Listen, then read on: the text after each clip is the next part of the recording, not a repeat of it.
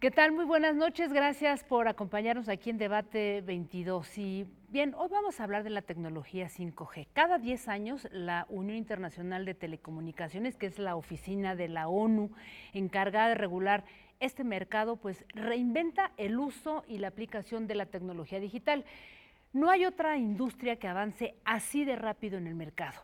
De hecho, tuvimos en el 2000 la llamada 3G, en el 2010 4G y para el 2020 se plantea la llegada de la tecnología 5G. Pero, ¿qué significa realmente esta llamada quinta generación de redes móviles? ¿Cómo nos beneficia a nosotros? ¿Es un tema simplemente de mercado o realmente ayudar en temas de derecho a la comunicación y la información? Así es que para hablar de ese tema, gracias con estos extraordinarios invitados, invitadas. Te presento, empezamos contigo, Mayeli Sánchez, Loreto Bravo, antropóloga, comunicadora, feminista y hacker también. Ahorita me vas a explicar eso de por qué eres hacker también. De acuerdo.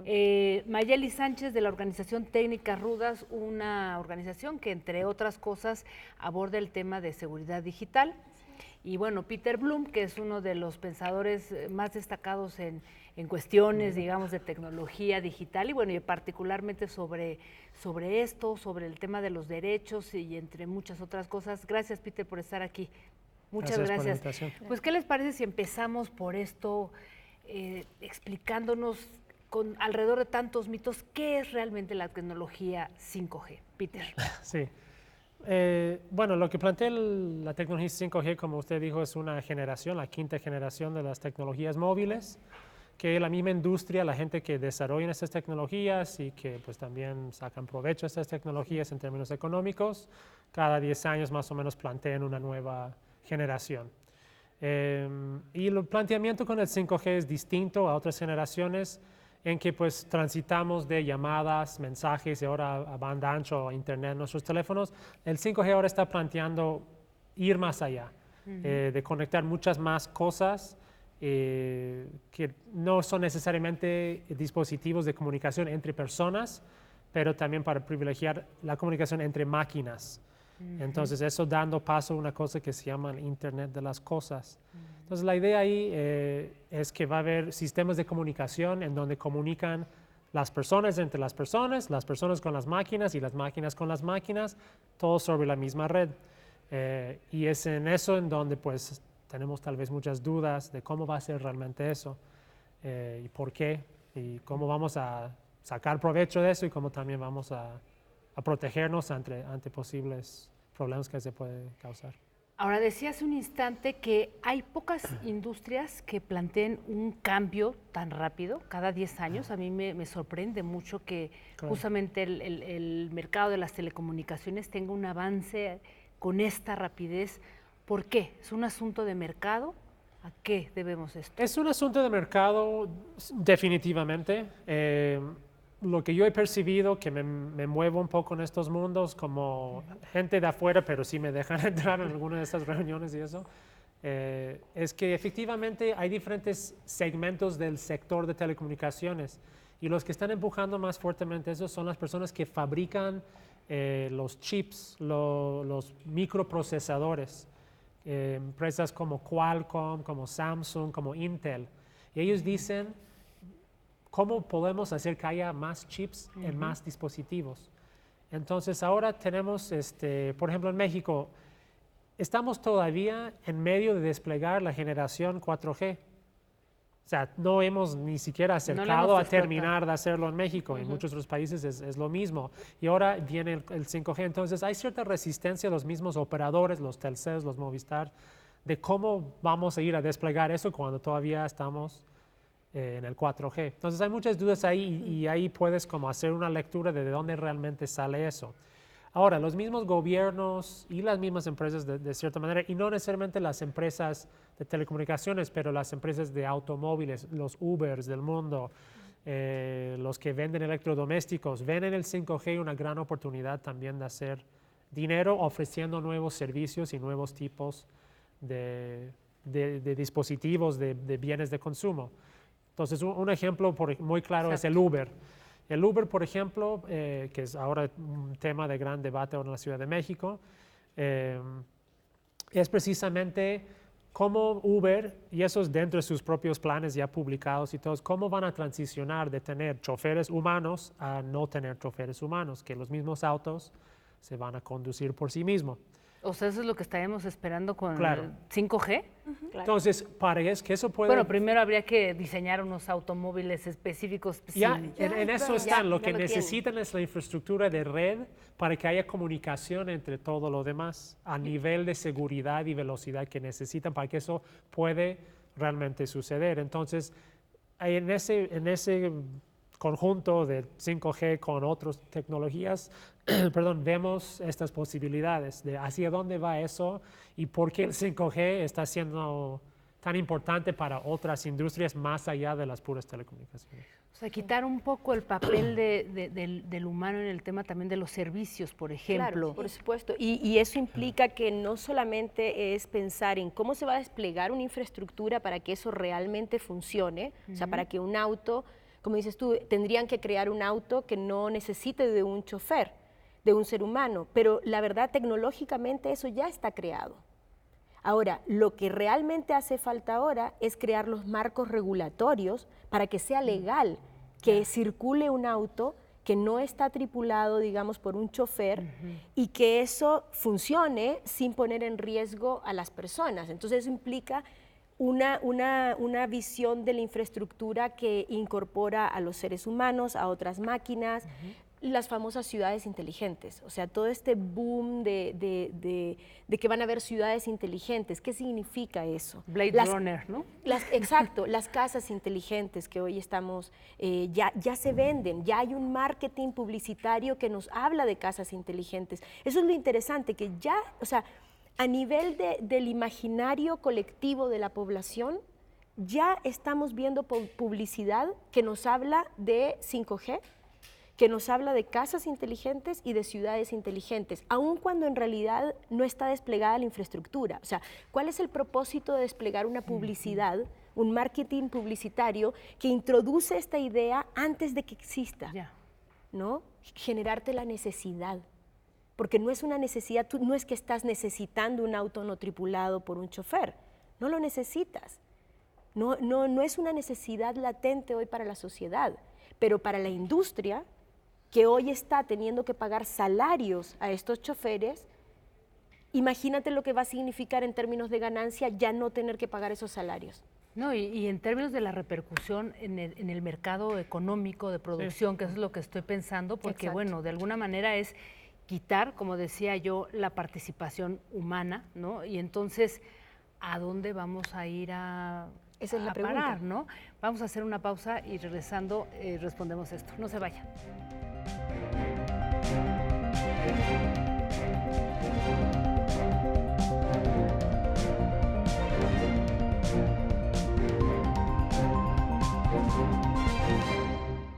Regresamos a hablar sobre mitos y verdades alrededor de la tecnología 5G. Y antes de irnos a la pausa, me contaban algo que ya parece que ya no es ciencia ficción, ¿no? O sea, pensar en que tendremos ciudades inteligentes en donde la figura del ser humano prácticamente será desvaneciendo con ese tipo de tecnología. ¿Qué implica esto? Implica justamente entender primero cómo nos movemos los seres humanos adentro de una ciudad, ¿no? Implica introducir, o sea, como la tecnología a las esferas más íntimas de la vida cotidiana. Porque en el fondo, para poder tener ciudades inteligentes, para poder desplegar casas inteligentes, imagínate tu casa, o sea, piensa en tu vida cotidiana desde que te levantas hasta que te acuestas, inclusive cuando estás durmiendo. Toda la infraestructura que implica tu casa con todos los servicios de salud, agua, o sea, de agua, de luz, de gas, de internet, todo eso está conectado. Imagina una casa donde todo eso está conectado y es posible automatizarlo. Eso implica profundizar, ¿no?, la llegada de la tecnología a las esferas más íntimas de tu vida. Y no quiero imaginar lo que significa eso a nivel de vigilancia, ¿no? Y de mercado. O sea, es mercantilizar ahora ya las cosas más, que claro, tú lo dices, parece ciencia ficción. Es que no es ciencia ficción. O sea, sí, parece ciencia ficción, pero es algo que viene muy rápido y que realmente no hay yo por lo menos no veo ninguna voluntad de las empresas, por ejemplo, inclusive de los gobiernos, con sus instituciones que velan por la educación, por la salud, por ir generando un criterio en la sociedad, un criterio crítico, pues, o sea, un criterio de decir, a ver, ¿qué implica para mi vida? Por ejemplo, yo que soy una persona, que soy mujer, ¿qué va a implicar en mi vida como mujer? Que soy mamá, o para una persona con capacidades diferentes. Pueden haber cosas muy positivas en términos de la tecnología, lo que puede permitir la automatización de la tecnología en el ámbito de la salud, pero si eso lo traslapas a la vida íntima de una persona, ¿qué significa? ¿No? Claro, ahora estaba yo imaginando esta escena, les comentaba, de Blade Ajá, Runner, sí, ¿no? sí. Con esta imagen robotizada, ¿no? Sí. De una persona que llega y interactúa y convive. Digamos, ¿esto es realmente posible, Peter? O sea, ¿qué implicaciones? Sí, todo es posible. Sí, no, totalmente posible. De hecho, en los mismos medios sociales hay unos bots ahí que nadie sabe que no son seres humanos que andan ahí conversando. Sí, yo creo que un poco, tú dijiste al ratito como que desaparece el humano y en cierta medida sí desaparece, pero más bien como se transforma su rol en la sociedad. Y eso yo creo que es muy preocupante tal vez, en ese sentido de que el Internet de cierta manera como te puede crear un espejo. Es como tú mirándote a ti mismo a través del Internet. Eso lo hacemos en nuestras redes sociales, por ejemplo. O sea, creamos estas famosas burbujas. Entonces, cuando llevamos eso a otro nivel, es un poco lo mismo. Es como que alrededor tuyo todo ya se automatizó y como que tú andas como casi sin ninguna preocupación de aquí para allá porque todo lo demás tras bambalinas está siendo arreglado por la inteligencia artificial, un robot amigo.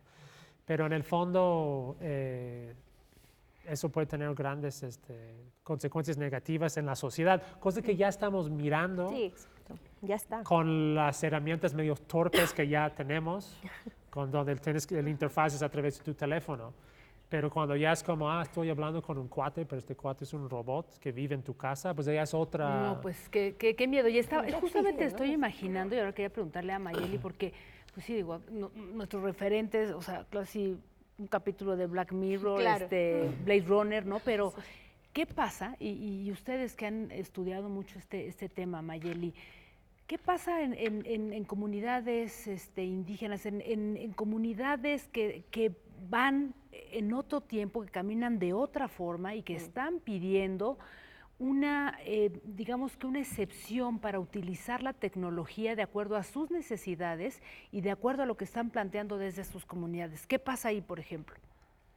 Pues creo que una de las primeras cosas que pasa es que este tipo de tecnología no tiene sentido ahí. Creo que hay una reflexión que hacer en torno a cómo ¿Habrá dos está... mundos? No, o sea, en realidad es uno, y es que es un mundo sexuado, es un mundo racista, es un mundo creado desde un norte global, desde la visión blanca del norte global, y es un mundo en donde las necesidades se atienden a partir de ellos. Entonces hay un montón de cosas que, o sea, no es que el humano se va a invisibilizar ahí, es que ya había muchos humanos invisibilizados. Y creo que ahí es súper importante, por ejemplo, imaginamos esta escena donde él llega, saluda a un prototipo de mujer que le atiende, le cuida, a Blade Runner, exacto. Pero ahí, ¿qué pasa? ¿Quiénes son las que cuidan? En la mayor parte de nuestros países son las mujeres y es un trabajo totalmente precarizado, ¿no? Es un trabajo por el cual no recibes una remuneración y ese trabajo no se limita a hablarle a una persona o a calentar un café. El trabajo de cuidado es mucho más complejo que eso.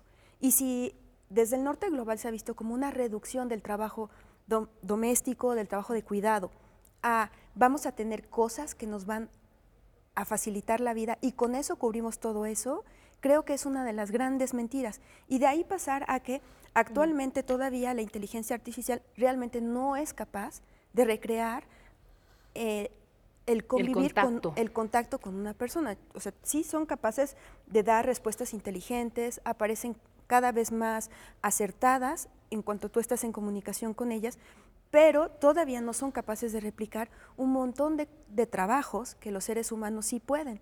Entonces creo que justo cuando llega este tipo de tecnología a una comunidad, esto no tiene sentido. Sin embargo, es verdad que hay otras cosas que sí pueden llegar a tener sentido, y si bien probablemente si tú quieres llevar una de estas aspiradoras que conectan por 5G a una casa en donde tienes un piso de tierra, no tendrá como mayor impacto en sus vidas que un Tu objeto aspiradora automático. interesante, allí, pero que finalmente, o en otras cosas que las comunidades necesitan, como poder Un tener Uber mayor automatizado, comunicación. ¿no? Sí, pero poder tener mayor comunicación. O sea, creo que habrían formas en las cuales si se dialoga con las comunidades se podrían ver las necesidades y encontrar cómo estas tecnologías pudieran ser útiles en comunidades alejadas, en caso de desastre, en casos donde no hay doctor, cosas de ese tipo. Pero tendrían que estar vistas para la gente Porque y desde además la está gente. hablando de que eso va a cerrar, o sea, que la tecnología 5G va a cerrar la brecha Eso es, yo creo que el digital. punto bueno, ahí está muy a importante, y discutirse. eso es lo que también ando Yo diciendo creo en que todos lados, que, no. perdón, sí, no, definitivamente no. O sea, y eso, regresando a cómo empezamos la conversación, por un tema de mercado. Entonces, los mismos, si vemos México, México tiene un fuerte problema de conectividad, en que casi 50,000 comunidades rurales, marginados y tienen indígenas, etcétera, no tienen conectividad, ni de 2G, ni de 3G, ni de 4G, y mucho menos de 5G. Entonces, dentro de cómo son los esquemas de despliegue de los mismos operadores, no hay ni una mínima esperanza que esas tecnologías van a llegar a estas comunidades. Si no han llegado todas las demás generaciones, es muy poco probable que les va a llegar la quinta generación, que requiere muchísima otra infraestructura para que pueda funcionar bajo los criterios de la misma industria, de la UIT, fibra óptica, o sea, un montón de cosas, ¿no? Entonces, en ese sentido, la brecha digital se queda completamente sin atender. Y lo que yo he notado hablando con gobiernos, hablando con empresas, ponte tú, hace 3 años había un fuerte todavía como deseo, o no sé, como inquietud de cómo vamos a hacer la brecha digital. Y ahora estas mismas personas, de las mismas empresas y todo, Ya no ni les hablan de eso. importa. Hablan de, ok, ya estamos en el 5G y todo ese otro, como que vamos a hacer como caso omiso a que todavía hay que hacer algo ahí. Porque simplemente hablando de dinero, no hay el dinero para hacerlo, según ellos. Y entonces tenemos que proponer completamente otra. A ver, quiero idea. preguntarte algo para responderlo después de esta pausa. Bueno, pongo más bien la pregunta sobre la mesa, porque por lo que me están explicando, parece que, digamos que la llegada del 5G va a mantener esto que hoy por hoy vivimos, ¿no? Hay como 2 territorios, 2 espacios, 2 maneras de apropiarse de la tecnología. Lo que pasa, por ejemplo, en comunidades rurales o comunidades indígenas no tiene nada que ver con lo que ocurre en las ciudades. La vida ahí pareciera que corre de otra manera, no sé, pongo la pregunta y vamos a esta pausa. No se vaya, regresamos aquí a Debate 22.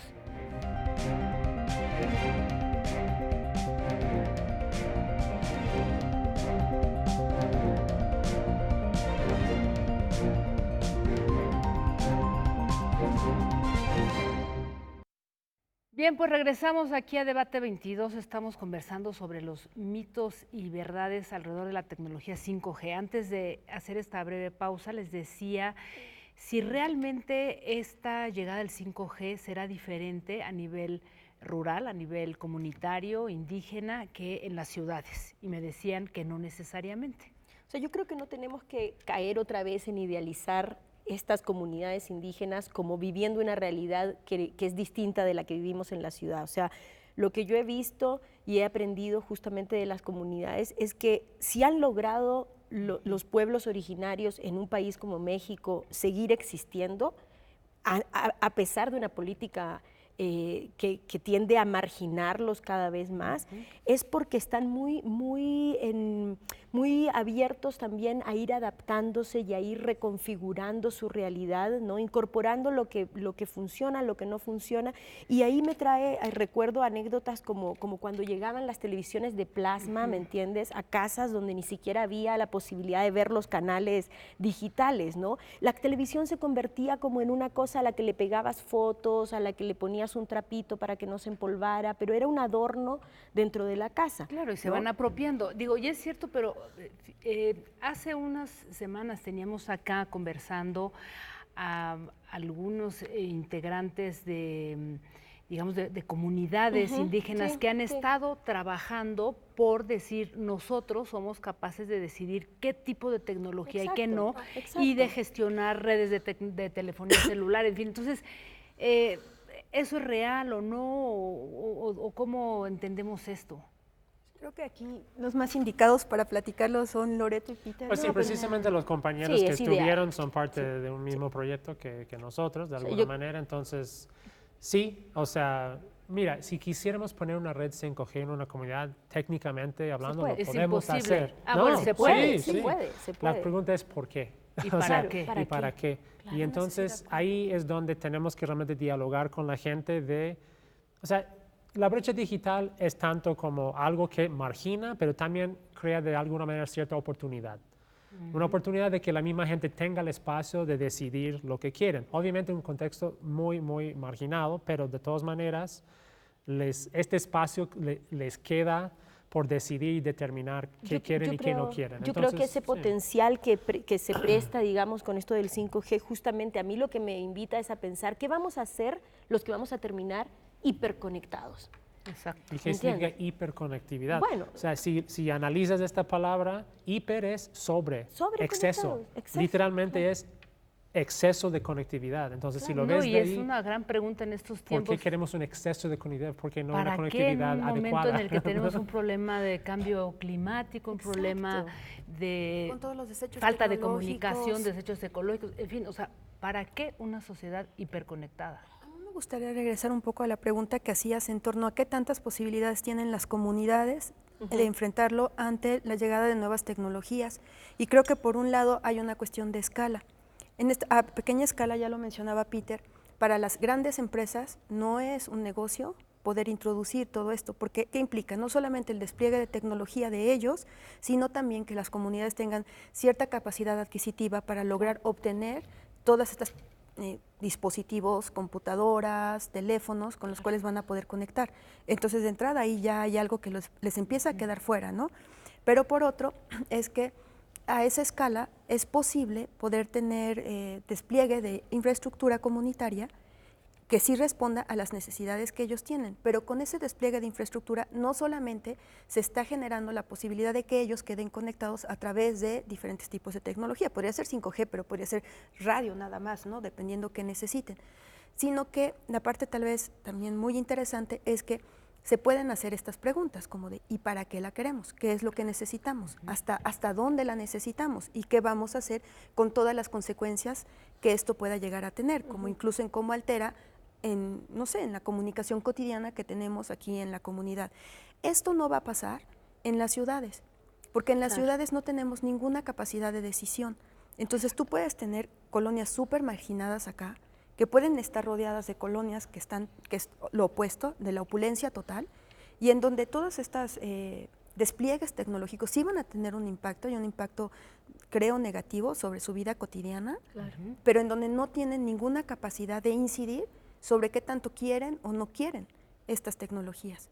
Probablemente en las comunidades lo que sí ha pasado es que algunas empresas como Google, como Facebook, estaban evaluando cómo podían hacer para llegar, y entonces lo que quieren introducir son como retazos de tecnología, o sea, como, pues vamos a poner como teléfono, pero solamente con ciertos tipos de redes sociales, como los restos, ¿no? Lo que les va conviniendo. Bueno, esa es la impresión que yo tengo. Un poco para ir concluyendo, y regreso a la pregunta, en estos tiempos, y empezaría contigo, Peter, podemos aquí pasar horas discutiendo y decir si nuestros derechos están respetados o no. De todas maneras, las empresas ahí están y es un hecho. ¿Cuál sería la reflexión que tendríamos que poner sobre la mesa ante algo que es inminente? Yo creo que es un poco también como, vamos a hablar de algo que va a empezar a existir en México 2023, 2024, así que va a haber una red 5G operando aquí. Entonces, de aquí a entonces, en unos 4 o 5 años más, pues tenemos que educarnos, tenemos que un poco prepararnos y decidir cuáles son nuestros propios límites, cuáles son las cosas en donde sí vamos a sacar provecho de esa tecnología, dónde son las otras cosas que no, y también a nivel de políticas públicas y regulación, también dónde podemos incidir. Por ejemplo, ahora están apartando el espectro para 5G, que va a ocupar 11.190 MHz de espectro, que es lo que están proponiendo, y eso es 40 veces más espectro de lo que ocupa 4G, algo así. No y de por sí ya hay sobreconcentración de... Claro, entonces en ese sentido sí hay temas de política pública, que también es lo que hablamos de los Ubers, de todo eso. ¿Qué vamos a hacer frente a la automatización, frente a la aplicación de inteligencia artificial para tomar decisiones que antes se tomaban por un funcionario, esos tipos de cosas? Sí, ¿Qué lo vamos a hacer, preocupante es que lo Loreto? preocupante es que no estamos como sociedad, y aquí estoy hablando de la sociedad de que vivimos en la urbe, no estamos frente a unos espacios que podamos construir para hablar de esto, por ejemplo. Tú vas a las escuelas, te paras en una escuela pública hoy en día y los profesores, las maestras, los directivos no saben qué hacer con la violencia en línea que hay en las redes sociales con los jóvenes de 17, de 16 años. Imagínate cuando esto ya esté en cada cosa, ¿me entiendes? O sea, en cada objeto porque ahora es máquinas hablando con máquinas, ¿no? El pizarrón del salón, hablando con... Ya no me digas que ya me dio terror, pero a ver, ¿Qué es una eso? última reflexión, Mayel. Mira, a mí realmente me preocupa, por ejemplo, que ante todas estas llegadas de despliegues de infraestructura, hay cosas tan básicas como normas de salud con las cuales no contamos. En Bueno, todo ese el es mundo otro gran empieza tema, a haber que no ya hablamos mucho, normas pero de ahí- salud que están regulando cuánta radiación con todo espectro electromagnético puede aguantar el ser humano sin sufrir daños. En México existen solamente aspiraciones a tener normas. No hay ahorita algo que nos esté regulando y ya se ¿Y está en el pensando mundo todo. sí? En el mundo sí hay, en México no. Tenemos por ahí del 2000, ¿qué fue? 2003, algo así, algún intento de norma que se iba a proponer, pero no se llegó a nada. Eso es una. Y la otra es que en cuanto al despliegue de tecnología, hasta ahorita el Instituto, el INAI, ha fallado a favor de mantener cerrada toda la infraestructura de telecomunicaciones sin que los usuarios podamos tener acceso a detalles súper relevantes como en dónde están las antenas que nos están proveyendo de servicios, lo cual No, puede pues tener un ahí- impacto Pues en nuestra vida. imagina. No, y acabas de abrir un tema que, bueno, más bien ya los invitaré para un próximo programa porque sin duda aquí pones algo que es fundamental, el tema en el impacto en la salud. Les agradezco muchísimo, de verdad, Gracias. y gracias por venir aquí a compartir, y a ustedes los espero el próximo jueves. Ya saben que todos sus comentarios son bienvenidos en las redes sociales. Yo soy Jacarandilla en Twitter. Nos vemos el próximo jueves. Gracias.